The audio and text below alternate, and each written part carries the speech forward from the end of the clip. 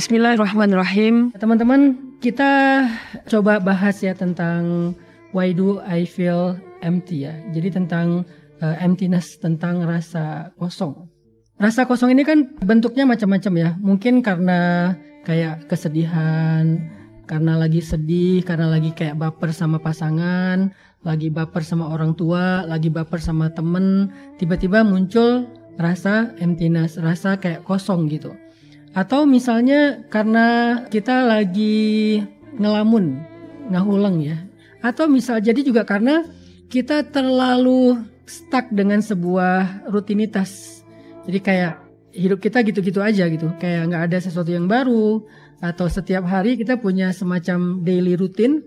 Pagi berangkat kerja, berangkat ke kampus, berangkat ke sekolah, sore pulang, capek, sampai di rumah makan, main handphone atau media sosial, terus tidur, besok gitu lagi, lusa gitu lagi, dan berbulan-bulan, bertahun-tahun kayak gitu, sehingga muncul rasa bored ya, rasa bosan gitu, sehingga rasa bosan ini menghilangkan value ataupun meaning dalam hati kita, sehingga kita merasakan emptiness, rasa kayak kosong, nggak ada nilai lagi gitu. Apa yang kita lakukan mungkin sesuatu yang berharga tapi jadi emptiness, jadi ngerasa kosong karena udah rutin, nggak ada yang baru. Bahkan orang sholat pun bisa kayak gitu. Kenapa ada orang yang sholat tapi ngerasa feeling empty? Karena dia melakukannya secara terus menerus, gitu-gitu aja, nggak ada yang baru di dalam sholatnya. Maksudnya kayak harusnya kan dia ganti-ganti ayat ya, tapi kan ayatnya selalu trikul. Kalau nggak Al-Ikhlas, Al-Falak, An-Nas, ya sesekali Al-Kafirun, sesekali Al-Kausar. Jadi kayak nggak ada yang baru dalam sholatnya. Coba sesekali dalam sholat tuh dia baca Al-Mulk, dia baca Ar-Rahman, tentunya dengan dihafal dulu sebelumnya. Atau dia baca surat lain yang pendek tapi juga baru gitu, kayak baca surat Al-Ma'un, atau dia sekedar baca Al-Asr, dia bisa baca Asy-Syams atau surat apapun, ada yang baru. Gitu juga doa, kayak misalnya doa iftitah gitu ya. Doa iftitah tuh dia baca Allahu Akbar kabira walhamdulillahi katsira subhanallahi bukrata wa asila. Sesekali dia baca Allahumma ba'id baini wa baina khataaya, dan seterusnya. Kayak ada yang baru sehingga dia nggak merasakan bored, nggak merasakan bosan, lalu muncul feeling empty. Begitu juga setelah selesai tahiyat, dia setelah selesai salam dia baca zikir apa, dia doa apa, jangan langsung bangkit dari tempat sholat. Memberikan sentuhan baru dalam sebuah rutinitas itu mungkin bisa jadi salah satu cara kita nggak muncul rasa bosan ya, sehingga nggak feeling empty. Jadi agak unik kalau orang dalam sholat pun masih feeling empty. Jadi kayak ngerasa kosong, nggak ada apa-apa. Sholat tapi nggak ngerasain apa-apa, nggak ngerasain nambah iman, nggak ngerasain tenang, nggak ngerasain grateful, bersyukur, karena sholatnya jadi sholat yang nggak bermakna gitu. Atau bisa juga karena muncul rasa kesendirian, loneliness. Jadi kayak nggak tiba-tiba kita ngerasa kayak nggak punya siapa-siapa dalam hidup. Tiba-tiba kita ngerasa kayak nggak bisa ngandalin siapa-siapa dalam hidup. Itu juga bisa jadi penyebab munculnya feeling empty, kalau kata banyak ahli ya. Tapi hari ini saya nggak akan pengen ngebahas tentang why do I feel empty itu dari psikologi approach, tapi lebih kepada konsep Islam seperti apa, Al-Quran seperti apa, dalam hadis seperti apa. Dan pastinya relate banget dengan teori-teori psikologi ya. Cuman narasinya atau angle-nya adalah angle Al-Quran, angle kehidupan Nabi, karena Nabi adalah teladan yang paling baik. Jadi kalau kita pengen cari inspirasi tentang apapun dalam hidup kita, termasuk masalah feeling empty, kita bisa belajar dari Nabi. Nabi pernah bosan gak sih? Nabi pernah loneliness gak sih? Nabi itu pernah melankolis gak sih? Nabi pernah confused gak sih? Bingung dengan arah tujuan hidup? Kalau enggak, kenapa? Apa tipsnya? Kok Nabi bisa terhindar dari feeling yang kayak gitu, yang gak nyaman, sehingga akhirnya Nabi gak terlalu bermasalah secara mental. Nabi jadi orang yang sehat gitu secara psikis gitu. Nah, jadi kita pengen berbagi semangat dari angle agama, dari angle Islam teman-teman. Kata para ulama itu feeling empty itu juga bisa muncul ya karena kita jauh dari zikrullah ya. Karena kata Allah, "Wa man a'rada an dzikri fa inna lahu ma'isyatan dhanka." Siapa yang jauh dari zikir itu hidupnya itu sempit. Hidup sempit itu salah satu maknanya juga adalah ngerasain emptiness, ngerasain kayak nggak ada nilai gitu. Gimana kalau kita udah ngerasain hal seperti ini? Misalnya kayak living without a purpose. Jadi kayak hidup nggak ada tujuan. Hari ini tuh saya pernah baca satu buku ya, judulnya ketika aku tidak tahu apa yang aku inginkan. Jadi kayak living without any purpose. Jadi kayak nggak, ngapain sih hidup tuh? Buat apa sih hidup tuh? Kenapa sih saya harus hidup? Kenapa nggak mati aja? Kenapa aku harus dilahirkan? Seandainya aku bisa memilih, mungkin aku jadi nggak mau dilahirkan gitu, pengen nggak dilahirkan. Itu tuh salah satu di antara bentuk loneliness, bentuk emptiness. Jadi bentuk rasa kosong, nggak punya tujuan hidup. Jadi living without any purpose. Jadi kayak buat apa gitu hidup tuh? Sampai akhirnya karena kehilangan tujuan hidup, kalau bahasa dulu tuh kehilangan orientasi hidup gitu ya. Kalau udah kayak gitu kan jadi kayak nggak bersemangat mau ngapa-ngapain. Jadi bingung mau ngapain. Dan Allah jawab di dalam Al-Quran, wa ma khalaqtul jinna wal insa illa liya'budun. Jadi kalau kita nanya, apa tujuan aku hidup? Buat apa aku dilahirkan? Kenapa aku diciptakan? Aku nggak pernah minta loh. Ternyata Allah jawab, aku tidak pernah menciptakan jin dan manusia kecuali liya'budun, untuk beribadah. Nah masalahnya seringkali justru kita feeling empty itu dalam ibadah kan. Padahal tujuan kita diciptakan itu untuk beribadah. Begitu kita beribadah, kita feeling empty. Kita kayak ngerasa kosong, gak punya nilai apa-apa. Kenapa? Tadi banyak faktor. Bisa karena boring, bisa karena bosan, bisa karena ibadahnya gak difahami, gak sesuai dengan syariat dan seterusnya. Tapi salah satu awareness yang saya pengen share ke teman-teman adalah alasan hidup untuk beribadah itu bukan sekedar ritual. Alasan hidup untuk beribadah itu artinya kita hidup untuk mengabdi kepada Allah. Hidup itu untuk mendapatkan, kalau dalam istilah skor, dapat skor di mata Allah. Kita pengen dapat kebaikan di sisi Allah. Kita pengen dapat pandangan Allah. Kita pengen dapat reward atau apresiasi dari Allah. Itulah tujuan kita hidup. Jadi bukan manusia, tapi Allah. Sehingga kalau ada istilah living without any purpose, kalau hidup itu nggak ada tujuan, coba sekarang bisa nggak kita bangun lagi awareness tentang purpose of life, tentang tujuan hidup kita itu adalah untuk mendapatkan Allah, untuk caper kepada Allah, untuk dapetin kebaikan di sisi Allah. Itu adalah tujuan gitu. Sehingga kalau kita tujuannya udah langit, tujuannya udah Allah, kayaknya kita akan mudah sekali untuk ngerasa terisi. Nggak gampang mikir kita tuh kayak orang yang kurang kerjaan, nggak ada artinya, nggak ada maknanya. Jadi coba jadikan Allah sebagai purpose, sebagai tujuan kita. Itu salah satu bentuk feeling empty ya.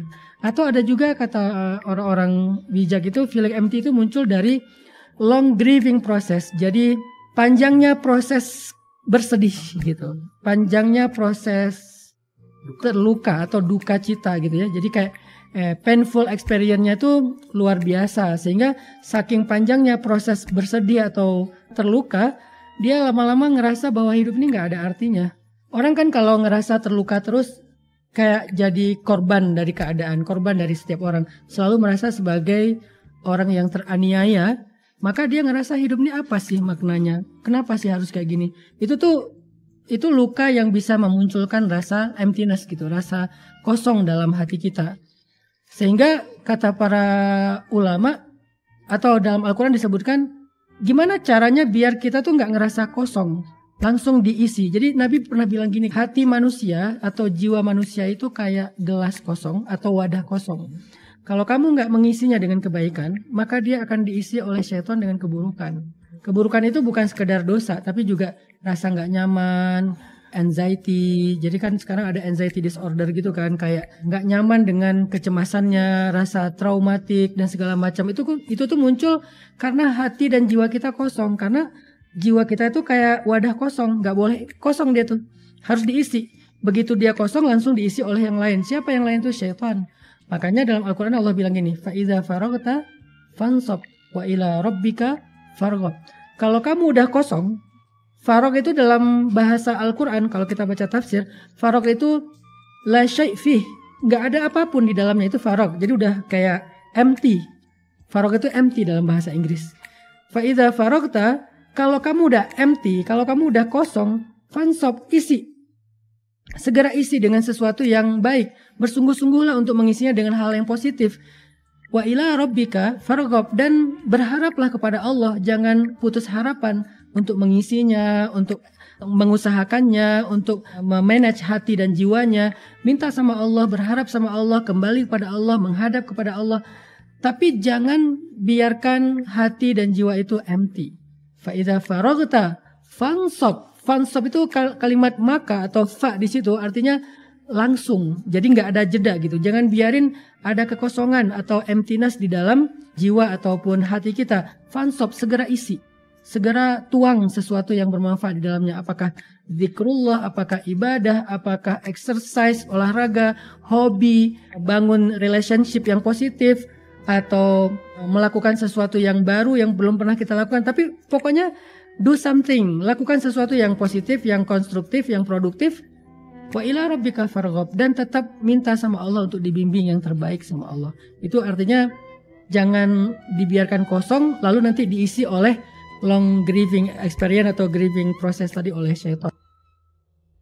Kemudian kata para ahli juga emptiness itu muncul gara-gara kita not taking care of yourself. Jadi kita nggak pernah peduli sama diri kita sendiri. Biasanya nih ada narasi klise ya. Narasinya apa?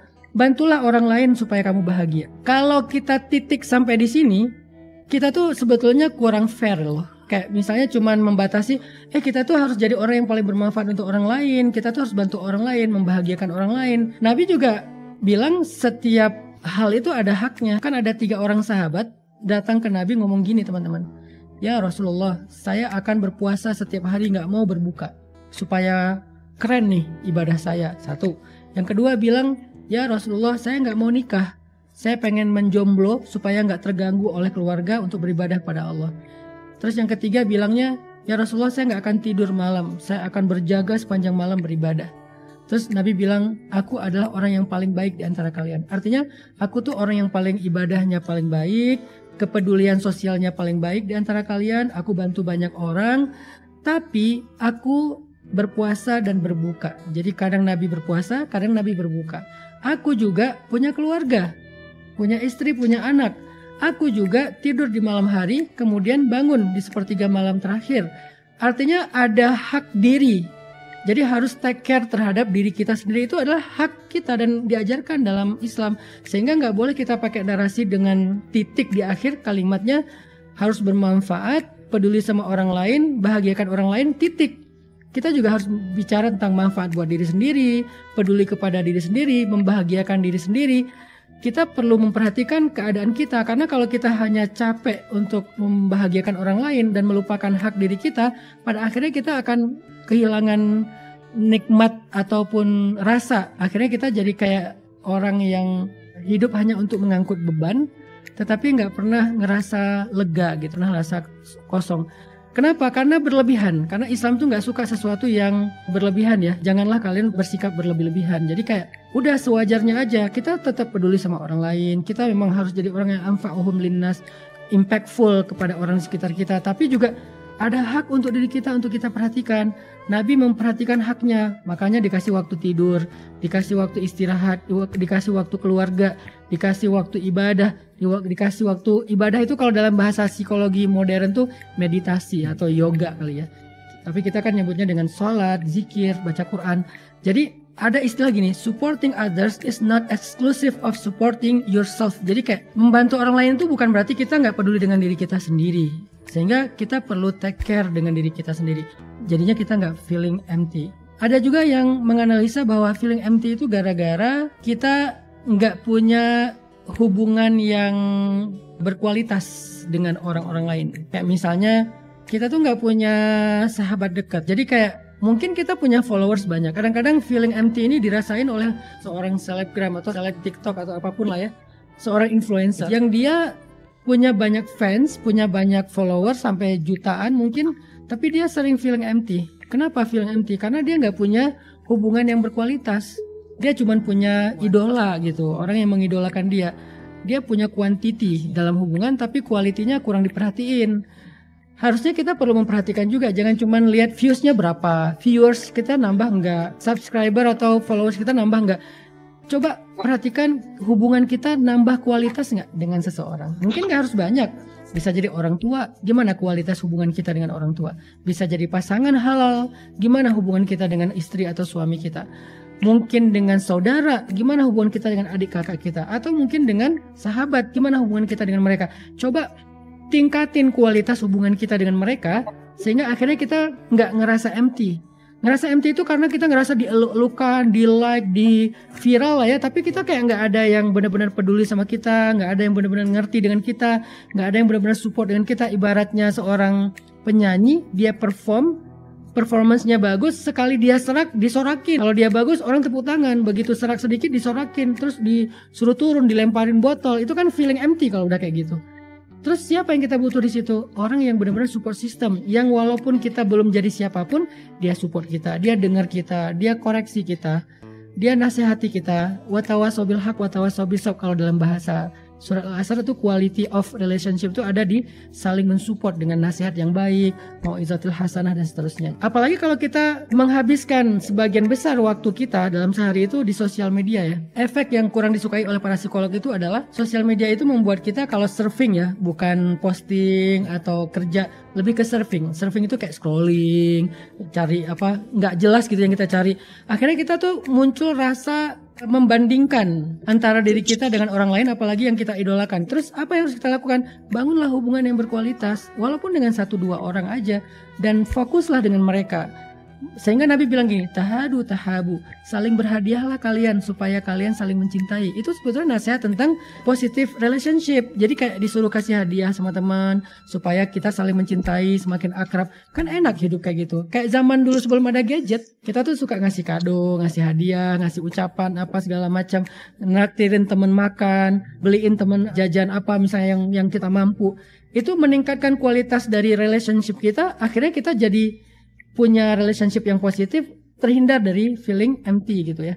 Yang punya emotional intimacy, jadi kayak intimate banget hubungan kita dengan dia, yang support banget, yang dia jadi seorang active listener, yang dia dengerin kita, dia itu menjadi orang yang selalu peduli sama kita. Itu tuh harus dibangun. Jadi jangan cuman yang kita fokus tuh berapa viewers, berapa like, berapa komen, berapa subscriber, ya untuk kerja aja lah, tapi bukan untuk quality of life. Quality of life itu justru di relationship yang intimate tadi gitu. Tapi kita kayak nggak ada yang benar-benar peduli sama kita, nggak ada yang benar-benar ngerti dengan kita, nggak ada yang benar-benar support dengan kita. Ibaratnya seorang penyanyi, dia performance-nya bagus, sekali dia serak disorakin. Kalau dia bagus orang tepuk tangan, begitu serak sedikit disorakin, terus disuruh turun, dilemparin botol. Itu kan feeling empty kalau udah kayak gitu. Terus siapa yang kita butuh di situ? Orang yang benar-benar support system, yang walaupun kita belum jadi siapapun, dia support kita, dia dengar kita, dia koreksi kita, dia nasihati kita. Watawasaw bil haq watawasaw bis sabr, kalau dalam bahasa surat Al-Asr itu quality of relationship itu ada di saling mensupport dengan nasihat yang baik, mau'izatul hasanah dan seterusnya. Apalagi kalau kita menghabiskan sebagian besar waktu kita dalam sehari itu di sosial media ya. Efek yang kurang disukai oleh para psikolog itu adalah sosial media itu membuat kita kalau surfing ya, bukan posting atau kerja, lebih ke surfing. Surfing itu kayak scrolling, cari apa nggak jelas gitu yang kita cari. Akhirnya kita tuh muncul rasa membandingkan antara diri kita dengan orang lain, apalagi yang kita idolakan. Terus apa yang harus kita lakukan? Bangunlah hubungan yang berkualitas, walaupun dengan 1-2 orang aja, dan fokuslah dengan mereka. Sehingga Nabi bilang gini, tahadu tahabu, saling berhadiahlah kalian supaya kalian saling mencintai. Itu sebetulnya nasihat tentang positive relationship. Jadi kayak disuruh kasih hadiah sama teman supaya kita saling mencintai, semakin akrab. Kan enak hidup kayak gitu. Kayak zaman dulu sebelum ada gadget, kita tuh suka ngasih kado, ngasih hadiah, ngasih ucapan apa segala macam, naktirin teman makan, beliin teman jajan apa misalnya yang kita mampu. Itu meningkatkan kualitas dari relationship kita. Akhirnya kita jadi punya relationship yang positif, terhindar dari feeling empty gitu ya. Yang punya emotional intimacy, jadi kayak intimate banget hubungan kita dengan dia, yang support banget, yang dia jadi seorang active listener, yang dia dengerin kita, dia itu menjadi orang yang selalu peduli sama kita. Itu tuh harus dibangun. Jadi jangan cuman yang kita fokus tuh berapa viewers, berapa like, berapa komen, berapa subscriber, ya untuk kerja aja lah, tapi bukan untuk quality of life. Quality of life itu justru di relation. Bismillahirrahmanirrahim. Qalatil a'rabu amanna qul lam tu'minu walakin qulu aslamna walam يدخل الإيمان في قلوبكم وإن تطيعوا الله ورسوله لا يلتكم من أعمالكم شيئا إن الله غفور رحيم. أعوذ بالله من الشيطان الرجيم. بسم الله الرحمن الرحيم. وما من دابة في الأرض إلا على الله رزقها ويعلم مستقرها ومستودعها كل في كتاب مبين. Ada nggak ajaran Al-Quran tentang atau hadis tentang gimana cara move on? Kalau dalam versi Al-Insyirah itu disinggung dengan kata wa ila rabbika farghab, kepada Tuhanmu lah engkau berharap. Itu caranya, itu how move on itu kepada Tuhanmu lah engkau berharap. Nah pertanyaannya, gimana kita menginterpretasi, menafsirkan kata kepada Tuhanmu lah engkau berharap untuk bisa move on? Diterjemahkan oleh sebuah hadis riwayat Muslim. Rasulullah SAW pernah bilang gini, wa in asabaka syai'un fala taqul law anni fa'altu kana kadza wa kadza walakin qul qadarullahi wa ma syaa fa'al fa inna law taftahu amal syaitan. Kalau kalian ditimpa atau mengalami satu peristiwa, jangan pernah kalian mengatakan law anni fa'altu kana kadza wa kadza. Aduh seandainya dulu aku melakukan ini dan ini. Aduh seandainya dulu aku tidak melakukan ini dan ini. Jangan katakan begitu. Jangan katakan seandainya. Jangan katakan kalau. Kenapa? Karena law taftah amal syaitan. Law itu membuka perbuatan-perbuatan syaitan. Jadi law itu pembuka masuknya syaitan untuk mewaswasah kita. Jadi law itu apa? Penyesalan, berandai-andai untuk bisa mengulangi masa lalu. Awalnya gara-gara apa? Gara-gara belum berdamai dengan realitas, belum berdamai dengan masa lalu. Sehingga dia berandai-andai, aduh seandainya waktu itu aku bilang iya, aduh seandainya waktu itu aku lebih serius, aduh seandainya waktu itu aku jangan nyerah dulu, masih berusaha, aduh seandainya waktu itu aku kasih dia kesempatan, aduh seandainya waktu itu aku mau mengalah sedikit. Seandainya kayak belum berdamai dengan sesuatu yang udah lewat, tapi dia masih berharap bisa dengan cara berandai-andai. Ini kan berarti belum berdamai kan? Nah itu tuh membuka pintu setan, membuka amalan perbuatan setan. Apa perbuatan setan? Dia akan bikin kita larut dalam penyesalan, dia akan bikin kita berandai-andai, dia akan bikin kita gak bisa rilis, dia akan bikin kita terus tersandung dengan masa lalu, terikat dengan masa lalu. Dia akan buat kita membandingkan hari ini dengan hari kemarin, fulan dengan fulan, fulanah dengan fulanah. Jadi kayak kita tuh gak pernah nyaman karena terus saja terikat dan terkusut dengan ikatan-ikatan cerita masa lalu. Itu perbuatan siapa? Itu perbuatan setan gara-gara kita buka dengan kata-kata lau. Terus kita harus bilang apa? Walakin kul, kata Nabi, katakan qadarullah wa ma syaa fa'al. Itu udah takdir Allah. Bisa nggak kita mengatakan qadarullah dengan penerimaan, qadarullah dengan pengharapan yang terbaik kepada Allah? Itulah yang dimaksud dengan wa ila rabbika farghab, kepada Tuhanmu lah engkau berharap. Arti kepada Tuhanmu engkau berharap, bilang qadarullah, itu udah takdir Allah. Ya udah aku pasrah aja sama Allah. Ya udah aku berharap aja yang lebih baik sebagai gantinya kepada Allah. Allah selalu jadi obat, jadi penyembuh dengan ma'rifah, dengan kita mengenal Dia. Harusnya selalu Allah itu jadi obat hati kita. Begitu ada masalah, qadarullah, innalillah, a'udzubillah, la haula, hasbiyallah, bismillah, apalagi. Masya Allah, subhanallah. Ya harusnya Allah itu selalu jadi penyembuh obat hati kita kalau kita memahami dan mengenal Allah sebagaimana hakikatnya. Tapi kalau kita memahami dan mengenal Allah hanya sebagai sesembahan, ya kita cuma menyembah tapi gak jadi obat hati. Harusnya Allah itu jadi obat hati. Salah satunya dengan mengatakan qadarullah, udah takdir Allah kayak gitu. Allah lebih tahu, Allah lebih ngerti. Aku berharap pada Allah sebagai gantinya atau yang lebih baik dari ini.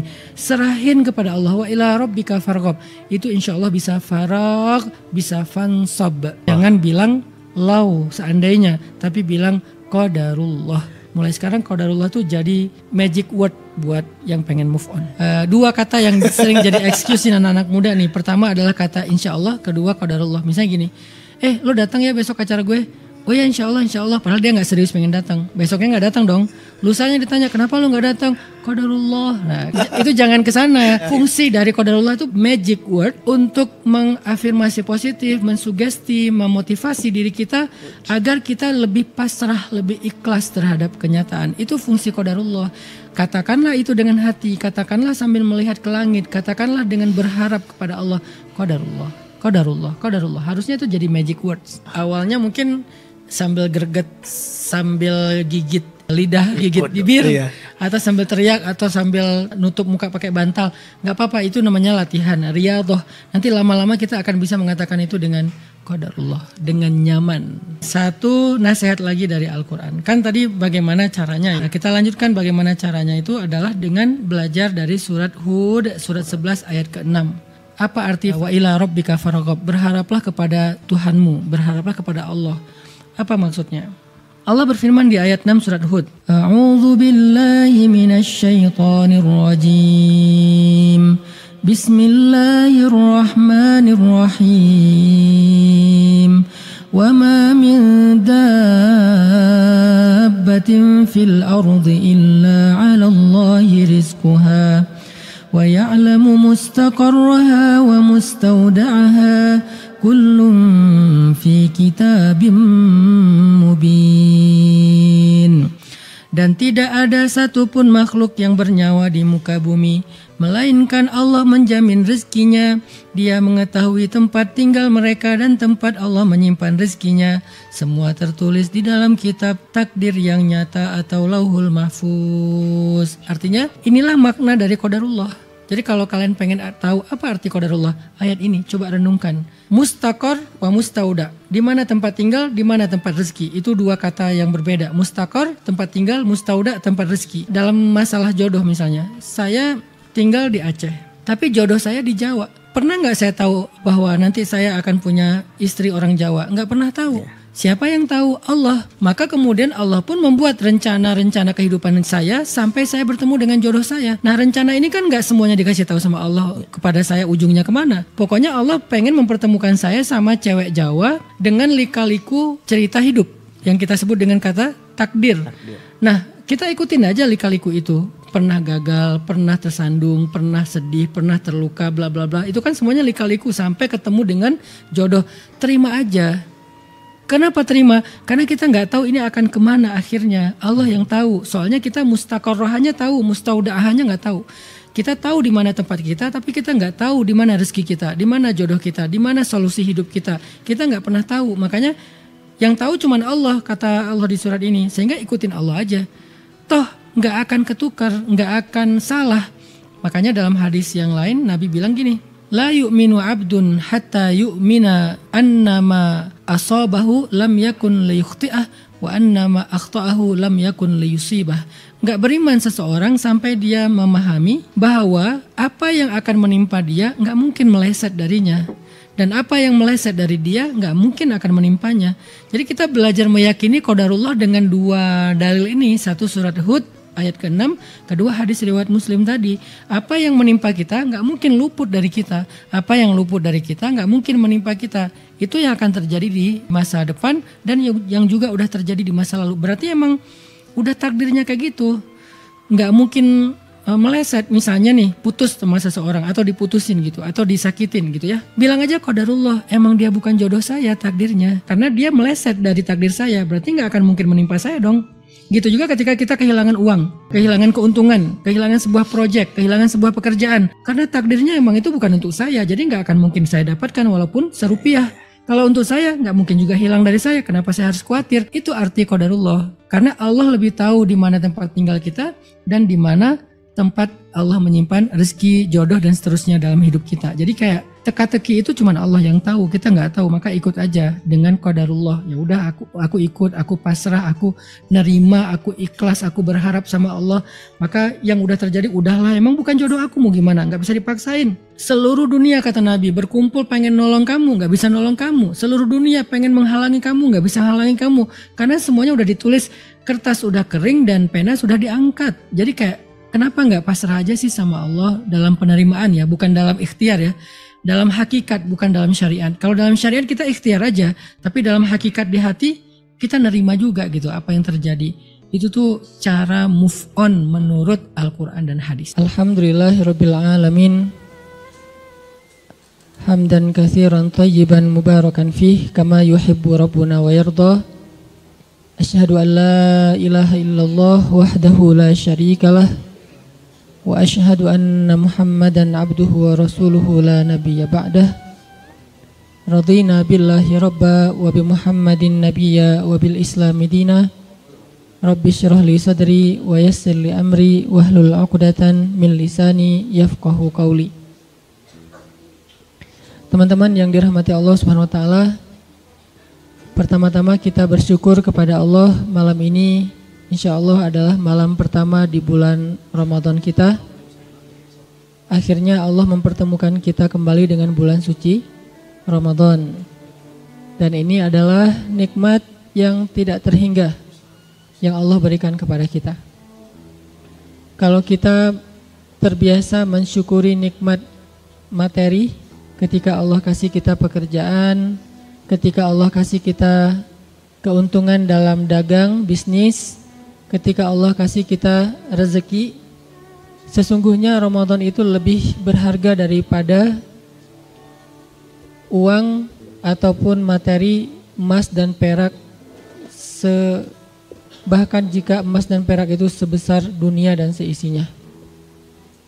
Kalau kita mensyukuri nikmat diberikan kebahagiaan keluarga, mensyukuri nikmat akhirnya diterima setelah beberapa kali ditolak misalnya, mensyukuri nikmat bisa punya anak setelah beberapa tahun menunggu, mensyukuri nikmat dikasih keluarga yang bahagia, sakinah, mawaddah, warahmah, maka sesungguhnya Ramadan lebih berharga daripada nikmat keluarga. Apapun bentuk nikmat dunia yang kita rasain, sesungguhnya nikmat Ramadan itu lebih besar dan lebih layak untuk kita syukuri, seandainya kita mengerti. Makanya setiap datang bulan Ramadan, tidak ada yang gembira terhadapnya kecuali di dalam hati mereka ada iman. Ya ayyuhalladzina amanu. Cuman orang beriman yang akan menyahut panggilan Allah Subhanahu wa taala, labbaika ya rabbi wa sa'daik. Aku penuhi panggilanmu ya Rabbi, segala kebaikan dan kebahagiaan itu ada di sisimu. Jadi ketika Allah memanggil kita dalam bahasa Al-Quran dengan kalimat panggilan ya ayyuhalladzina amanu, maka berarti Allah memanggil orang-orang yang di dalam hatinya ada iman.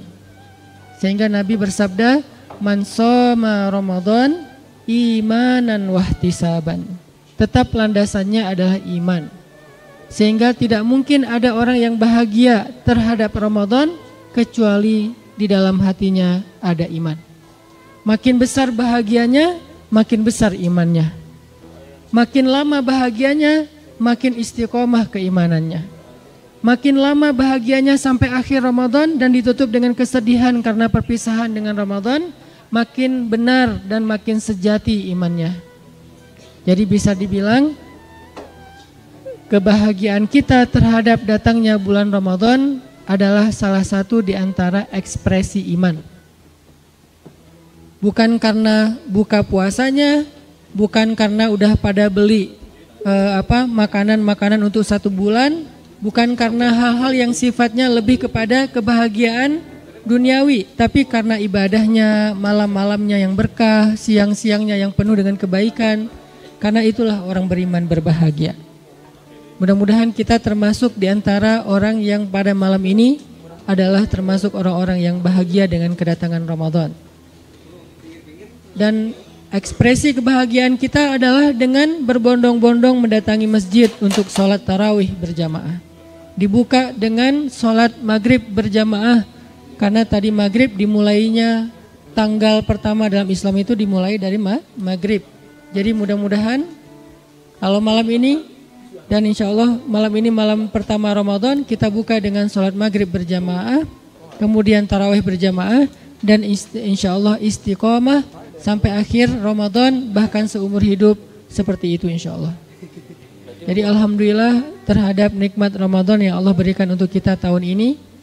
Karena berarti ketika kita ketemu Ramadan, kita diberikan kesempatan lagi oleh Allah untuk upgrade, untuk bisa jadi lebih tinggi derajatnya, levelnya di mata Allah Subhanahu wa taala.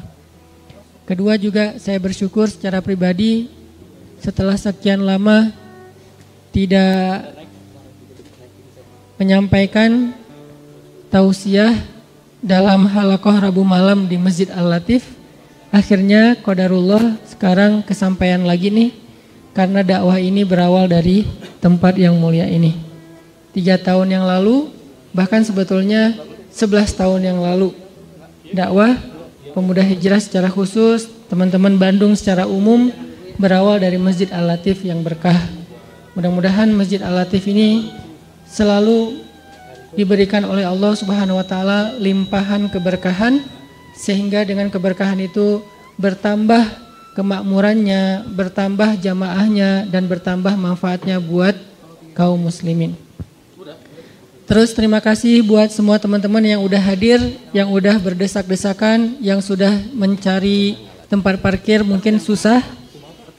Mudah-mudahan semua jerih payah teman-teman di malam Ramadan ini Allah Subhanahu wa taala balas dengan kebaikan yang berlipat ganda.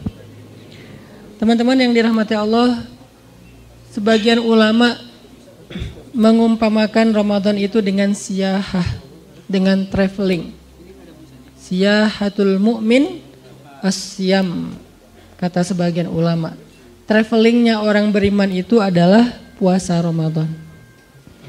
Jadi ada ulama atau sebagian ulama menganalogikan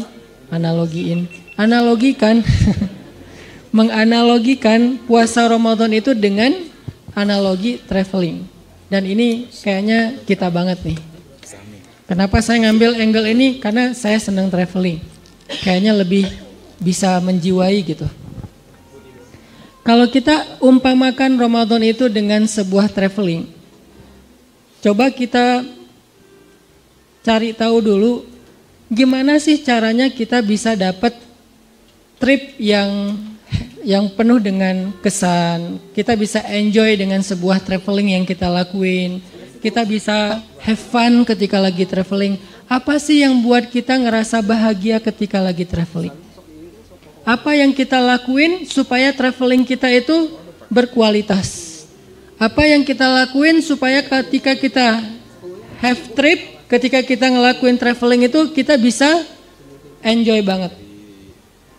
Ini kalau analoginya dengan siyahatu al-mu'min, travelingnya orang yang beriman.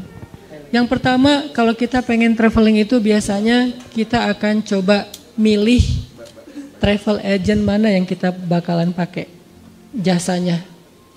Sama kayak orang umroh tuh kan banyak banget tuh iklan-iklan umroh tuh. Kita bakalan membanding-bandingkan itinerary-nya, program-programnya, pembimbingnya siapa, terus juga fasilitasnya apa aja, sampai rate-nya berapa. Kita ngebandingin antara satu agent dengan agent yang lain. Kecuali emang kita anak yang backpackeran sejati gitu ya. Cuman kalau kita pergi ke sebuah tempat yang kita belum kenal, rasa-rasanya buat orang yang seperti saya agak-agak manja, traveler manja gitu, agak kayaknya nggak mau ngambil resiko deh. Kayak kemarin misalnya saya ke Turki, terus ngambil satu trip ke daerah Kapadokia.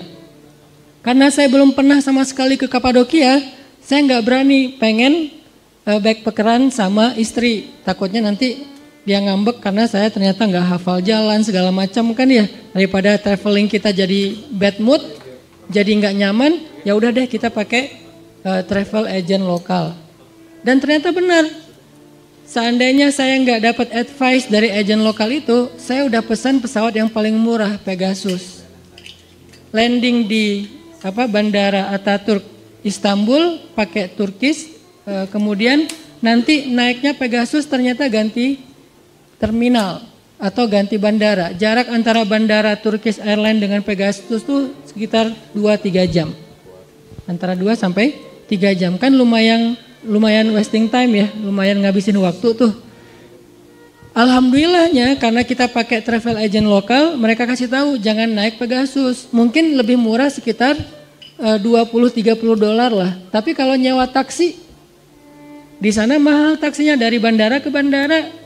Ternyata malah lebih boros dan ngabisin waktu. Oh, alhamdulillah akhirnya kita pakai Turkish dengan bagasi yang lebih banyak 20 kilo. Kalau pakai Pegasus cuma 10 kilo. Berarti barang kita yang dari Indonesia harus dititipin dulu di bandara. Kalau dititipin cost lagi gitu kan. Hal-hal yang kayak gini itu butuh advice, konsultasi dengan travel agent lokal. Sehingga ketika kita pakai jasa travel agent, kita tinggal tunggu beres doang, ngikutin aja program mereka. Itinerary-nya ketika di Kapadokia ngapain, nanti hari pertama kemana, hari kedua kemana, dibawa jalan kemana, nanti makannya di restoran lokal yang mana. Mudah, kita tinggal ngikutin doang, sehingga perjalanan kita nyaman dan bisa menikmati. Kebayang nggak kalau misalnya saya travelingnya di kota yang saya belum kenal, terlalu backpackeran. Yang pertama tadi udah bete gara-gara ganti terminal pesawat. Bete lagi ternyata cuma 10 kilo, nggak 20 kilo bagasi. Bete lagi pas keluar turun landing di Kapadokia, ternyata harus naik taksi dulu jauh 1 jam ke Goreme, kota tempat wisatanya. Belum lagi nanti nyari-nyari hotel go show gitu kan lebih mahal daripada pesan duluan lewat agent segala macam. Pokoknya banyak BT-nya lah, sehingga nggak maksimal. Begitu juga dengan Siyahatu Ramadan, traveling bulan Ramadan. Dari awal sekarang nih, coba kita tentuin travel agent mana yang kita bakal pakai jasanya untuk traveling Ramadan kita. Apa maksudnya Ustadz? Pilih masjid, pilih komunitas, pilih program Ramadan mana yang paling cocok buat kita, yang udah banyak banget di Bandung. Ada Al-Latif, ada Istiqomah, ada Salman, ada Al-Murabbi, ada Habibur Rahman, ada Al-Hidayah Arcamanik, ada di mana-mana dah pokoknya. Kita tinggal pilih travel agent Ramadan ini mana yang itinerary-nya paling cocok sama kita, yang mungkin kalau emang ada biaya infak untuk operasional rate-nya berapa, yang mungkin juga siapa pembimbingnya di situ. Sehingga dengan travel agent Ramadan kita tinggal ngikutin aja itinerary-nya, itinerary khataman 30 juz, itinerary misalnya nanti ada program belajar Al-Quran, belajar hadis, belajar apa, itinerary itikaf, itinerary apa, kita tinggal milih di antara travel agent. Ini lebih mudah buat Ramadan kita daripada kita Ramadannya backpackeran. Kalau Ramadan backpacker sendiri tuh banyak nanti bingungnya, ini ngapain lagi ya, ini gimana, dan gak ada yang mensupport kita, gak ada yang mementoring kita. Tetap berjamaah itu lebih berkah daripada sendiri. Ini nih analogi dengan poin pertama, bahwa siyahah orang yang beriman itu, travelingnya orang beriman itu adalah Ramadan. Pilih travel agent kita, mau masjid yang mana, atau kita bisa mix beberapa travel agent. 10 pertama misalnya di masjid A, 10 kedua di masjid B, 10 ketiga di masjid C yang paling nyaman, atau ganti-gantian masjidnya. Yang penting kita ikuti program yang sudah dibuat oleh masing-masing lembaga itu, masjid itu atau komunitas itu. Insya Allah ini akan lebih maksimal. Biarkan kita mengikuti program yang sudah dibuat, kecuali kita emang udah pro banget dalam traveling ya, emang anak traveler banget, sehingga kita bisa bikin program sendiri. Dan selain program yang udah dibikin sama travel agent Ramadan itu, kan masih ada banyak free time ya, yang kita bisa memprogram diri sendiri. Kayak misalnya program dari masjid tertentu, pagi kita tilawah bareng-bareng, nanti kan siang masih free time sampai sore. Nanti sore ada kajian hadis menjelang berbuka, membaca hadis-hadis keutamaan Ramadan, puasa, tahajud segala macam. Dan itu kan kita kalau ngelakuin sendiri agak-agak boring kan, agak-agak garing krik-krik gitu kan. Tapi berhubung ngelakuinnya bareng dengan yang lain di sebuah grup, jadi bisa saling mentertawakan. Kayak orang lagi umroh tuh ngetawain temannya yang tadi tawaf berapa kali, yang tadi mau cium Hajar Aswad terus nggak jadi karena kebanting ke belakang, yang ngetawain temannya apa, yang cerita, banyak cerita kan kalau lagi satu grup. Tapi kalau sendiri agak sedikit garing sih, walaupun ini perjalanannya perjalanan spiritual. Jadi berjamaahlah, carilah sebuah program, sebuah komunitas, masjid yang kita bergabung di dalamnya, walaupun gak full 30 atau 29 hari. Ini poin pertama teman-teman, untuk memaksimalkan traveling Ramadan kita. Kedua, kalau di umroh haji itu ada istilah manasik ya. Jadi sebelum orang berangkat ke sana, di sini ada Ustadz Luman yang lebih pro dari saya nih dalam bab umroh. Punten Ustadz. Kalau mau berangkat umroh itu kan suka ada manasik. Kadang-kadang sekali, 2 kali, kalau haji bahkan beberapa kali secara reguler. Apa fungsi manasik? Supaya kita belajar tentang fikih ibadah selama kita berada di umroh. Dan ternyata manasik ini walaupun istilahnya identik dengan umroh dan haji, tapi juga berlaku dalam puasa Ramadan. Kita perlu belajar dulu nih, jangan-jangan apa yang pernah kita baca tahun lalu udah lupa. Kayak misalnya kalau udah yang standar lah ya, kalau udah witir pas tarawih masih boleh witir lagi enggak Ustadz? Standar kan? Ini setiap tahun dijawab tapi setiap tahun ditanya gitu. Ustadz, imsak itu yang mana? Pas bunyi telolet atau pas azan? Nah ini dari tanya terus setiap tahun, udah ada jawabannya. Terus Ustadz, kalau misalnya kita, maaf buat yang udah nikah, yang jomblo tutup telinga dulu. Buat yang udah nikah, kalau ciuman di siang hari batal puasa enggak? Saya bilang ciumannya gimana? Coba diperjelas, ada videonya enggak? Modus ya.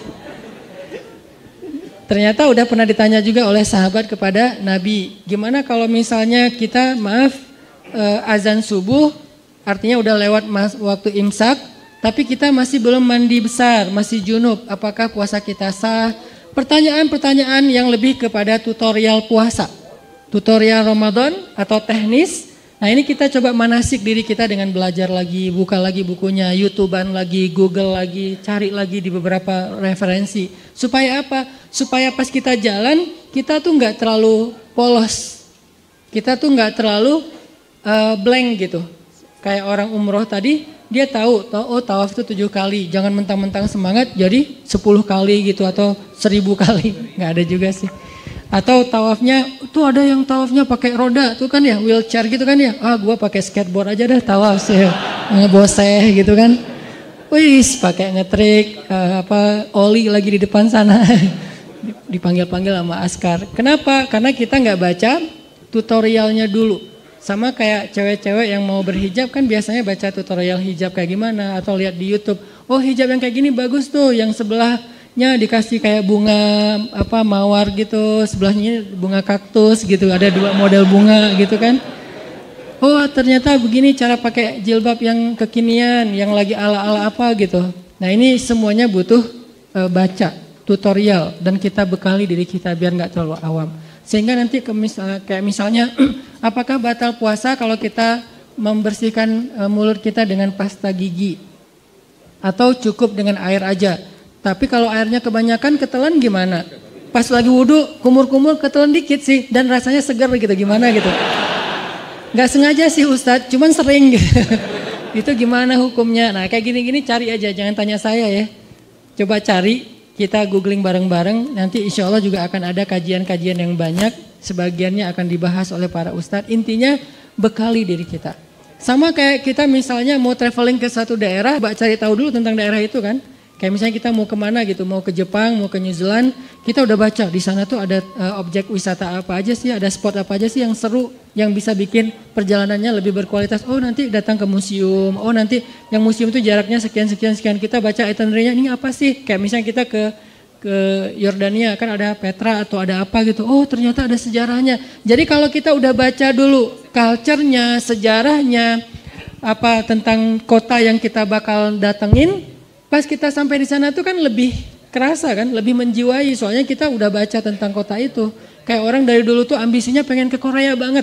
Dia udah sering nonton drakor, udah sering K-pop, udah sering cari tahu gosip-gosip Korea apa gimana gitu. Terus yang cewek-cewek Korea yang udah muslim berhijab, siapa aja di follow gitu kan ya.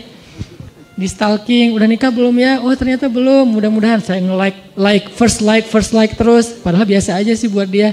Nah ini kan kenapa? Pengen ke Korea karena terobsesi oleh film-film drama Korea. Kenapa orang pengen ke Belitung? Gara-gara Laskar Pelangi. Kenapa dulu orang pengen ke Mesir? Gara-gara ayat-ayat cinta. Sebelum ayat-ayat cinta Mesir nggak terlalu jadi favorit kecuali buat orang yang memang pengen belajar sejarah. Setelah ayat-ayat cinta, gimana yang Mesir pada berbondong-bondong ke Mesir. Habis Laskar Pelangi pengen berbondong-bondong ke Belitung. Habis apa lagi nanti? Kayak 99 Cahaya Eropa pengen kemana di Eropa teh. Habis film apa gitu Muhammad Al-Fatih pengen ke Turki. Habis ini pengen kemana. Kenapa kita jadi terobsesi, jadi pengen banget ke sana gara-gara udah dimanasik dengan info atau film atau ilustrasi tentang sesuatu yang kita bakal datengin. Gitu juga dengan Ramadan. Kalau kita udah kenal banget dengan Ramadan, fadail, keutamaan.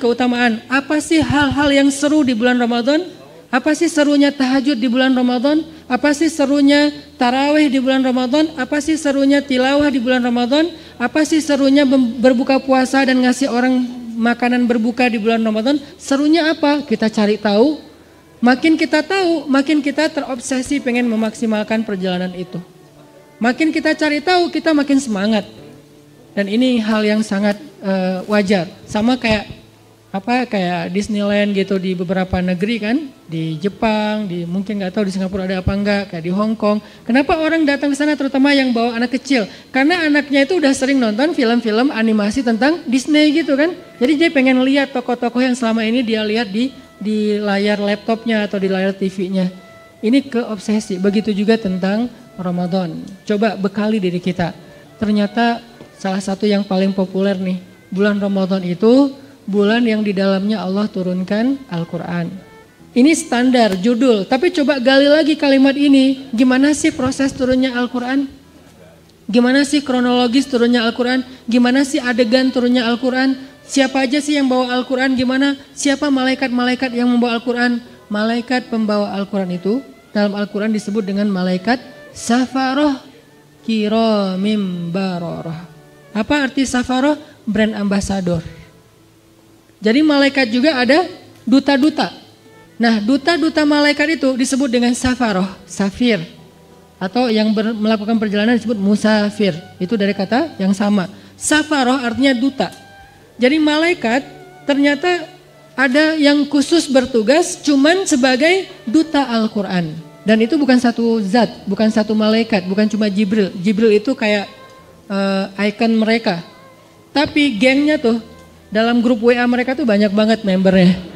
Dan itu grup WA-nya, adminnya emang Jibril sih. Tapi anggotanya, membernya itu semua malaikat-malaikat keren. Safaroh, kiramim baroroh. Wibawa semua tuh malaikat. Kalau mereka udah turun dari langit, malaikat yang lain semuanya terkesima. Jadi kayak konvoi cowok-cowok keren gitu.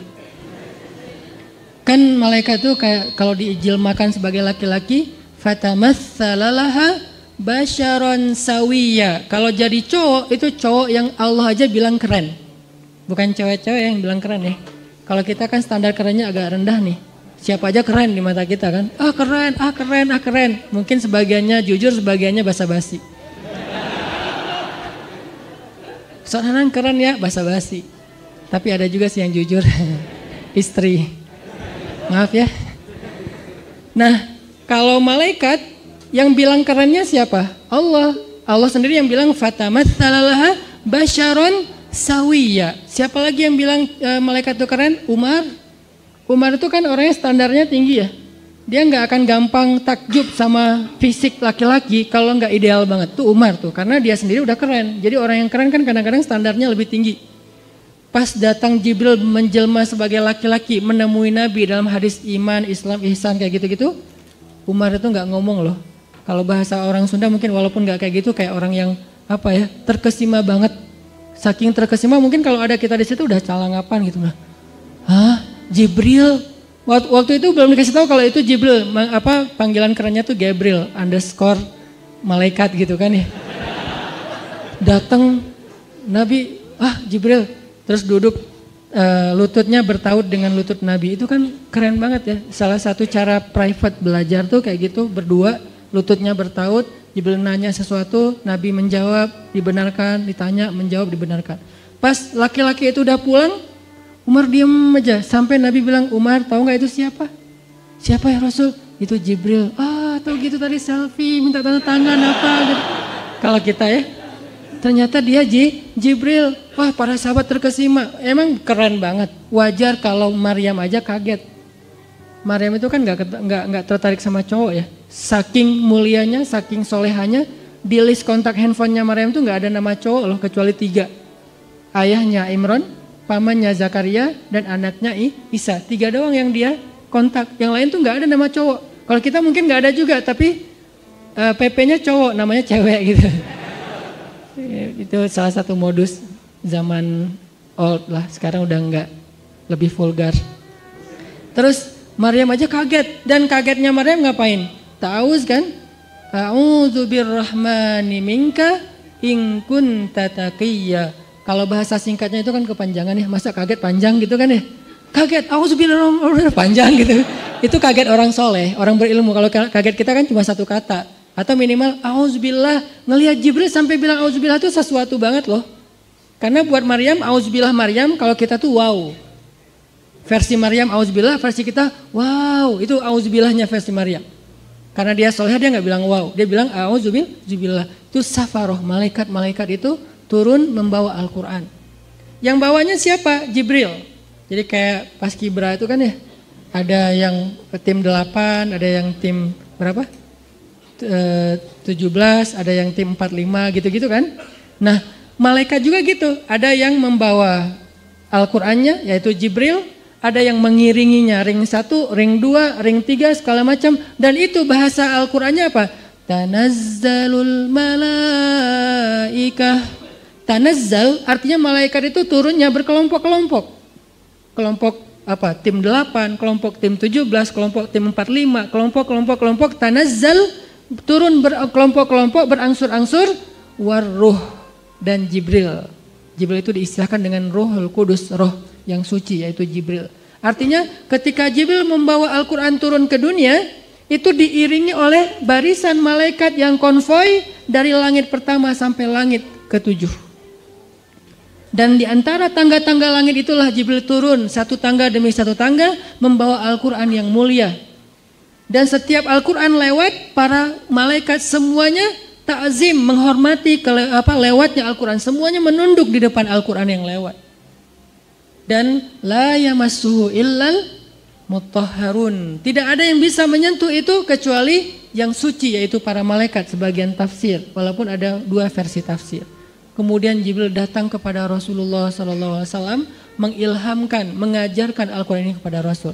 Dan bisa dibilang teman-teman, Rasulullah itu ujian hafalan Al-Quran beliau itu di bulan Ramadan. Setiap datang bulan Ramadan, setelah Al-Quran udah turun sekian banyak, Jibril selalu memurojaahi. Murojaahi itu istilah orang-orang hafiz, ujian gitu atau ngulang hafalan. Itu bulan Ramadan, Jibril datang, Muhammad coba store hafalan. Nabi Muhammad store dan gak ada yang salah. Udah selesai khatam, Jibril naik lagi. Jadi setiap bulan Ramadan, Jibril mengevaluasi hafalan Qur'annya Rasulullah Sallallahu Alaihi Wasallam. Makanya Jibril itu bisa dibilang kayak mentornya Nabi, sahabat soulmate-nya Nabi banget, temannya Nabi banget, yang mencintai Nabi banget. Apa ayat bahwa Jibril itu mentornya Nabi? Allamahu syadidul quwa dzu mirratin fastawa. Al-Quran yang diajarkan kepada Muhammad oleh malaikat yang syadidul quwa, malaikat yang keras, malaikat yang perkasa. Dzu mirrah, malaikat yang memiliki wibawa. Gimana wibawanya Jibril? Ya kayak manusia, kalau orang yang wibawa lagi ngomong kan yang lain diem ya. Jibril kalau ngomong, malaikat yang lain diam. Kalau Jibril lewat, malaikat lain, Jibril, pada bisik-bisik gitu. Saking kerennya Jibril. Dan Jibril ini punya geng, ring satunya. Siapa ring satunya Jibril? Dulu iblis sebelum dia berkhianat. Setelah dia berkhianat, Allah laknat, diganti oleh para anbiya. Dan puncaknya Rasulullah SAW. Dan Jibril sama Rasulullah itu saling mencintai karena Allah. Teman banget. Kalau kemana-mana berdua, kalau bahasa kita ngopi bareng, nongkrong bareng, jalan bareng gitu kan. Pernah suatu saat Jibril lama gak turun-turun. Nabi kangen banget kepada Jibril. Kemana ya Jibril kok gak turun, lihat ke langit. Jibril juga di langit lihat ke bumi, gimana ya kok gak bisa turun. Sama-sama kangen tapi gak bisa ketemu. Jibril kangen Nabi, Nabi kangen Jibril tapi gak bisa ketemu. Setelah sekian lama Jibril baru turun, Nabi nanya, ya Jibril kemana aja kok gak datang-datang, saya kangen gitu. Kata Jibril membacakan ayat. Jadi jawaban Jibril itu ayat Al-Quran. Berarti Allah udah ngasih jawaban sebelum Nabi bertanya. Apa ayatnya? Di surat Maryam. Wa ma natanazzalu illa bi amri rabbik. Kami tidak turun wahai Muhammad, para malaikat, kecuali karena perintah Allah. Walaupun kangen, Jibril emosional. Dia kadang marah, dia kadang suka, dia kadang sedih, dia kadang nggak tega. Kapan Jibril nggak tega? Ketika Nabi dicabut nyawanya, sakaratul maut.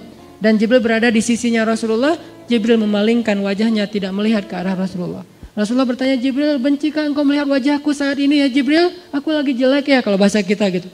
Kata Jibril, ya Rasulullah, saya nggak tega ngelihat wajah Rasul ketika kesakitan. Saking sayangnya Jibril kepada Rasulullah. Jadi malaikat itu bukan plain, kayak robot gitu, nggak ada emosional. Ada emosionalnya, cuman emosional malaikat juga karena Allah. La ya'sunallaha ma amarahum wa yaf'aluna ma yu'marun. Mereka nggak pernah bermaksiat, termasuk dalam perasaannya, suka, benci. Bahkan kadang-kadang malaikat juga saking semangatnya bekerja sampai debat, ikhtilaf di antara malaikat. Malaikat juga ada mazhab-mazhab. Mana malaikat mazhab? Itu yang kasus membunuh 100 orang, terus dia meninggal di tengah jalan, datang 2 malaikat, beda mazhab kan? Yang satu bilang, dia bawa surga nih, enak aja, kan dia banyak dosa, tapi kan dia udah tobat, tapi kan dia belum selesai tobatnya, banyak rame. Akhirnya Allah menengahi di antara pertikaian 2 malaikat. Artinya malaikat ini punya emosi. Cuman emosinya itu nggak kayak kita, yang baper subjektif, dikit-dikit baper, misalnya yang marahnya nggak jelas alasannya apa, yang cintanya cinta buta, dan segala macam lah. Kalau malaikat kayak gitu, jadi malaikat cinta sama Rasul, tapi nggak bisa ketemu. Wa ma natanazzalu illa bi amri rabbik. Kita imajinasikan suasana ketika Ramadan turun Al-Quran, supaya kita tahu bulan Ramadan ini bulan yang di langit tuh sibuk banget loh. Malam Ramadan pertama di langit itu hiruk pikuknya tuh luar biasa. Euforianya tuh luar biasa. Gembira semua langit tuh. Sampai surga dibukain satu pintu yang tidak dibuka kecuali di bulan Ramadan. Dan pohon-pohon di surga itu dihias oleh Allah seperti kita menghias taman dengan lampu-lampu di atas pohon. Jadi surga di bulan Ramadan itu kelap-kelip, indah sekali. Tanpa itu aja udah indah surga teh. Saking indahnya surga, Nabi kan pernah melihat surga ketika lagi sholat ya, kalau nggak salah lagi sholat gerhana matahari, Allahu Akbar, tring gitu, Allah buka tabir, kalau bahasa kita itu dikasih kayak 4D gitu kan, tiba-tiba Nabi ngelihat sesuatu yang lain, Allah bukakan tabir hijab surga, sehingga Nabi melihat surga dari jarak yang sangat dekat.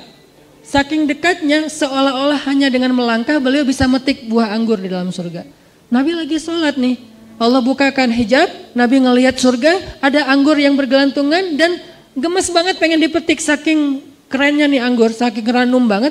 Nabi berjalan lagi sholat menuju ke depan dan pengen ngeraih anggur. Lalu Allah tutup hijab itu, dibukalah hijab neraka, Nabi langsung mundur ke belakang sampai mentok ke sahabat di shaf pertama karena melihat isi neraka. Ini artinya surga nggak dihias aja tuh udah keren. Nggak dihias saja, Allah sampai mengatakan bahasa-bahasa tentang surga itu di dalamnya lu'lu, marjan, segala macam, di dalamnya ada banyak perhiasan-perhiasan. Belum lagi nanti bahasanya mudhammatan. Ada jenis surga yang hijau tua. Hah? Surga hijau tua maksudnya apa? Surga yang lebat dengan pohon-pohonnya. Ini berarti surga kayak Amazon kalau di dunia. Hutannya lebat banget dan itu buat anak-anak yang anak-anak gunung lah ya. Yang senang-senang gunung tuh ada mudhammatan ayatnya. Saya lagi nyari-nyari surga yang ada ombaknya yang mana gitu. Yang ada mudham. Kenapa surga identik dengan gunung, kebun, rumah, pasangan. Yang pasti pasangan itu yang penting sih. Karena ada kebun, gunung segala macam sendiri agak-agak garing juga ya. Dan insya Allah di surga itu gak ada jomblo, tetap hashtag. Mudhammatan. Jadi anak-anak Wanadri ini coba baca Ar-Rahman dan coba bedah lagi ayat mudhammatan. Surganya hijau tua. Kenapa hijau tua? Saking lebatnya hutan di dalam surga. Kayak gimana jenis pohon di dalam surga? Satu pohonnya kita berjalan di bawahnya 100 tahun itu belum keluar dari naungan dahan-dahannya. Kan di daerah Taman Sari gitu kan. Ada pohon-pohon yang kebun binatang yang gede banget ya, melintasi jalan. Itu baru di dunia aja udah kayak gitu pohon, gimana di surga. Sehingga kalau kita berjalan di bawahnya 100 tahun, naik onta nih 100 tahun, belum keluar dari dahan atau naungan keteduhan satu pohon doang. Makanya disebut mudhammatan, hijau tua, lebat banget. Siapa yang ada di sana? Itu tempat spot buat berburu. Karena salah satu hobi nanti penghuni surga, terutama yang cowok-cowok berburu. Cewek-cewek nemenin cowoknya berburu. Berburu, kita udah, dan berburunya udah jago, bukan meleset-meleset wae ya. Jadi gak seru juga kan, meleset akhirnya stres, kenapa gak dapat buruan. Masa di surga stres gitu? Pastilah. Nanti kalau yang tadi main air pasti udah jadi tiba-tiba jadi kayak Kelly Slater gitu, tiba-tiba jadi main di barrel gitu, udah jago pro surfer gitu. Karena di sana tuh udah nggak ada lagi yang setengah-setengah, semuanya jadi pro.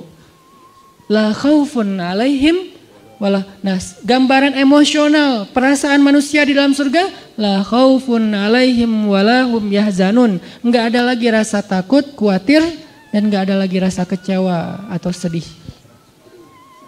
Terus gambaran rumah dalam surga, rumah yang tidak ada teriakan di dalamnya dan tidak ada ucapan-ucapan tercelah. Itu rumah surga. Sakinah mawadahnya surga itu nggak ada teriakan, nggak ada ucapan tercela. Setiap hari yang kita dengar dari pasangan kita, kalimat yang indah. Pasangan kita nggak mungkin ngecewain kita di surga. Kalau di dunia kadang manyun, wajar lah ya. Kadang salah ngomong, wajar manusia. Tapi di surga nggak ada yang kayak gitu. Semuanya nikmat. Dan malam Ramadan, surga yang indah itu Allah hias. Jadi kita bayangkan, kita imajinasikan. Kenapa Nabi ngomong sedetail ini? Supaya kita berimajinasi tentang keadaan Ramadan. Sampai yang saya pernah cerita, Nabi pernah Allah perlihatkan surga dalam mimpi kan? Dan mimpinya Nabi itu bagian dari mi'rajnya beliau, naik ke langit. Melihat sebuah istana yang indah. Istananya tembus pandang, jadi kayak kaca gitu. Kemudian di dalam istana, di sebelah istana itu ada seorang cewek lagi main ayunan. Terus Nabi nanya kepada Jibril, itu cewek itu siapa? Itu rumah siapa? Rumah Umar. Langsung Nabi memalingkan wajahnya karena ternyata itu istrinya Umar. Ini menunjukkan bahwa surga itu real teman-teman. Dan sekarang udah ada. Surga itu bukan diciptakan nanti setelah kiamat, enggak. Surga itu salah satu di antara ciptaan-ciptaan Allah yang awal. Jadi awalun juga tuh surga, neraka, al-qalam yang kayak gitu-gitu tuh awalun loh, yang awal-awal diciptakan. Jadi surga sekarang udah ada, cuman beda dimensi sama kita. Kalau Allah berkehendak, kita hanya perlu waktu beberapa detik untuk sampai ke sana, kayak Nabi berisra dan mi'raj. Beda dimensi dengan kita. Jadi suasananya udah ada, nyanyian surganya udah ada, yang isi dari lirik nyanyiannya apa? Salaman salam. Salaman salam. Semua nyanyiannya kalimatnya adalah keselamatan, keselamatan, baik, baik. Nggak ada kalimat-kalimat yang jelek di dalamnya. Ini artinya Ramadan adalah bulan yang sangat istimewa di sisi Allah. Sehingga kita hayati itu teman-teman. Itu yang kedua. Yang ketiga yang ada 4 yang kita cari dalam traveling. Yang ketiga adalah bangun mood. Karena kalau kita traveling nggak ngejaga mood, itu biasanya juga tadi garing kan. Walaupun tempatnya keren, fasilitasnya bagus, itinerary-nya udah lengkap banget. Tapi karena kita nggak mood, kenapa nggak mood? Bisa jadi tadi sakit hati, baper, bete, ada haters di followers kita, ada yang komen negatif ke kita di akun. Sesuatu yang simple banget tapi bisa bikin mood kita hilang. Kan nggak nyaman lagi ya perjalanan. Kebayang gak sih kalau orang lagi umroh, lagi traveling suami istri yang tadinya niatnya pengen honeymoon, tiba-tiba kayak ada sedikit keributan gitu. Di dalam hotel bertengkar, akhirnya yang satu tidur di lantai di sofa, lalu satu lagi tidur di kasur, atau pas keluar makan sarapan keluar sendiri-sendiri, terus pas jalannya masing-masing sendiri-sendiri, nggak saling menyapa. Buat apa traveling kalau kayak gitu kan nggak nyaman banget nih. Kenapa bisa jadi gini? Karena moodnya hilang. Nggak sedikit loh orang yang berangkat umroh sampai di sana malah diam-diaman. Yang tadinya udah happy-happyan, kita umroh pertama nih berdua, sampai di sana ada masalah sepele, akhirnya diam-diaman. Mungkin masalah sepelenya apa? Katanya tadi nungguin saya di pintu, saya tungguin lama, ternyata udah makan duluan di hotel, akhirnya ngambek misalnya. Katanya mau apa, mau umroh apa, mau tawaf bareng, tapi kok kamu pergi duluan sama teman-teman, akhirnya ngambek. Bisa ada apa aja yang bisa bikin mood kita drop. Gitu juga Ramadan. Mood Ramadan sangat ditentuin dengan keadaan dalam hati kita. Gimana supaya hati kita selalu mood imannya baik buat ibadah-ibadah Ramadan? Banyak istighfar teman-teman. Karena yang bikin mood iman kita drop, dosa. Saya selalu ngulang-ulang kalimat dari ulama, min awalil khair an tatrukas syarr. Awal dari semua kebaikan itu tinggalin dosa. Salah satu cara ninggalin dosa, istighfar. Sehingga kalau kita membiasakan istighfar, insya Allah mood kita tuh naik lagi tuh. Istighfar tuh kayak charging. Jadi makin sering kita istighfar, makin naik persentase mood kita. Sehingga ketika puncaknya mood kita lagi ngejos banget, Itu semua ibadah tuh ringan loh. Sholat 1 juz ringan. Malah dianggap kok 1 juz sih bukan 10 juz. Pas 10 juz kok 10 juz sih gak khatam sekalian. Wah ngeri nih. Sholat tahajud udah dia taraweh plus tahajud lagi. Walaupun ada mazahib lah ya. Dia tahajud lagi di rumah. Kalau tadi kenapa tahajud lagi? Soalnya tadi kan tarawehnya crowd. Saya pengen tahajud berdua. Boleh gak gandengan? Allah. Gak boleh, Rasul juga yang paling romantis gak gitu-gitu amat gitu kan ya. Oh ya udah deketan aja deh, jangan jauh-jauh tuh, deketan lagi. Kenapa sih harus deketan? Soalnya kalau kamu jauh hafalan saya suka lupa. Udah deketan tetap lupa. Jadi semangat banget gitu. Pengen tahajud semangat, pengen ngasih makan orang berbuka semangat, tilawah semangat. Apa aja lah pokoknya kebaikan-kebaikan karena moodnya lagi dapat istighfar. Dan yang terakhir yang keempat, ini juga penting teman-teman. Kita tuh traveling tuh akan bakal jadi fun dan enjoy banget kalau kita perginya dengan seorang teman, partner traveling yang sehobi sama kita. Itu bakalan enjoy banget. Misalnya yang seneng di air. Kebayang gak sih kita traveling ke laut sama teman kita yang takut hitam? Bete banget kan? Nyemplung yuk. Malas hitam gitu. Kalau saya kan emang gak takut hitam karena udah kagok kan. Ya udah sekalian lah gitu. Saya gitu nggak gitu juga tetap aja dibilang hitam. Ya udah kagok lah sekalian hitam gitu. Walaupun tetap rempong pakai segala macam. Apa biar nggak bertambah daripada nanti nggak dibukain pintu sama istri. Soalnya nggak kenal siapa sih ini. Kebayang kita lagi senang-senangnya main air. Pergi ke wisatanya ke laut. Tapi teman kita takut hitam. Atau teman kita nggak senang air. Dia duduk aja di warung, minum es kelapa muda, makan ikan, segala macam. Kita sendiri yang garing. Karena saya pernah traveling di sebuah tempat, saya udah nyemplung, snorkeling gitu, free dive gak jelas gitu. Kenapa gak jelas free dive tapi cuma setengah meter gitu, free dive gitu. Karena khawatir kalau yang jurang-jurang di dalam laut. Pokoknya lagi free dive gitu, teman-teman pada selfie-an gitu. Seru loh ini banyak ikan hias, banyak terumbu karang. Oh iya Ustaz bagus tuh, tampil selfie. Cuman 15 menit saya langsung naik lagi ke boat. Kenapa? Gak seru, garing banget. Masa saya mau jadi sendiri doang di situ di laut, yang lain pada di atas kapal. Ini karena gak dapat partner yang sehobi. Sama kayak kita yang senang gunung, ngajak orang yang malas banget ke gunung. Kedinginan, banyak nyamuk, belum lagi nanti jurik segala macam, khawatir. Masa saya mau ke belakang.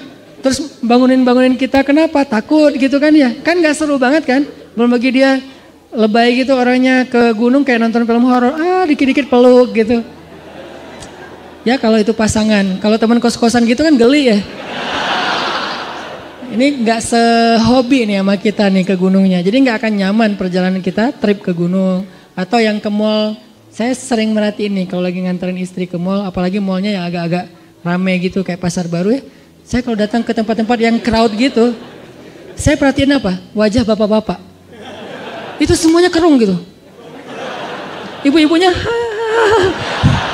beda banget nih ekspresi antara ibu-ibu sama bapak-bapak kalau di mall teh. Apalagi mallnya yang pasar-pasar gitu kan bapak-bapaknya. Sambil bawa bawa-bawaan gitu istrinya. Istrinya kan gak bawa jadi gak berasa belanja banyak kan. Kayak free gitu. Belum ada apa-apa yang dibeli. Si bapaknya ini apa? Makanya kan ada sunnah Nabi dalam sunnah berbelanja. Salah satunya apa? Suatu hari Nabi lagi belanja bareng dengan Abu Hurairah, ditemenin gitu. Pas Nabi udah beli sesuatu, Abu Hurairah pengen ngambil. Ya Rasul biasa bawa. Kata Nabi, seorang yang belanja membawa belanjaannya sendiri. Itu sunnah belanja. Kenapa kita bawa belanjaan sendiri? Biar tahu kalau kita udah belanja banyak. Kalau yang bawanya supir, suami atau siapa gitu, kita nggak tahu. Makanya belanja bawaan sendiri. Udah banyak akhirnya males gitu kan. Atau naruh dulu di bagasi mobil balik lagi. Tetap aja. Itu wajah bapak-bapak tuh rata-rata tuh bete banget loh. Kalau di tempat-tempat crowd gitu ya. Semuanya pada bete. Kalau seandainya mereka bisa memilih. Cuman gak dikasih pilihan sama istrinya. Seandainya bisa memilih pasti mereka mau mojok di mana gitu ngopi. Kalau udah dikasih kopi langsung cenghar lagi kan ya. Wah kopi nih. Makanya kalau partner traveling kita nggak sehobi itu nggak bakalan enjoy, pasti nggak nyaman banget. Sebentar udah langsung pengen cus, kenapa? Udah kelihatan ada wajah-wajah bete nih. Mudah-mudahan kita cari partner Ramadan kita. Siapa yang rajin tilawah? Almar'u ala dini khalilih. Seseorang itu tergantung siapa teman dekatnya. Jadi kalau partner traveling Ramadan kita senang tilawah, kita ke bawah. Senang tahajud, kita ke bawah. Senang sedekah, kita ke bawah. Senang kebaikan-kebaikan, kita ke bawah. Cari partner traveling yang bisa bikin Ramadan kita lebih semangat, lebih lebih nyaman gitu. Dan mudah-mudahan di akhir Ramadan nanti ada satu kesempatan 10 malam terakhir. Itu kalau saya analogiin dengan traveling teman-teman. Biasanya pas kita traveling kalau dengan pasangan tuh selalu hari terakhir itu kita nggak barengan.